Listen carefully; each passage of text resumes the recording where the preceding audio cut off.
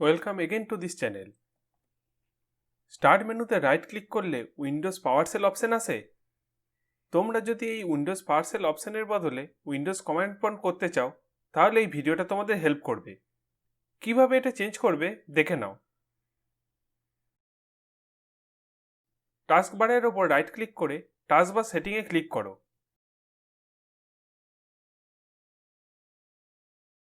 অথবা setting open করে click করো পার্সোনালাইজেশন। তারপর ক্লিক করো টাস্ক বার।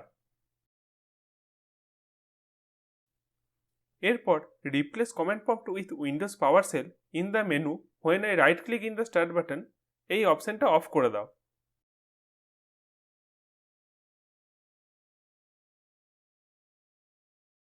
এবার দেখো স্টার্ট বাটনে রাইট ক্লিক করে কমান্ড প্রম্পট চলে এসছে। এই ছোট্ট ইনফরমেশনটা যদি তোমাদের ভালো লাগে তাহলে লাইক দিও, চ্যানেলটাকে সাবস্ক্রাইব করে বেল আইকনটা প্রেস করে দিও এবং কমেন্ট করে জানিও এই ফিচারটা তোমরা আগে জানতে কিনা, এবং বন্ধুদের সঙ্গে ভিডিওটা শেয়ার করো।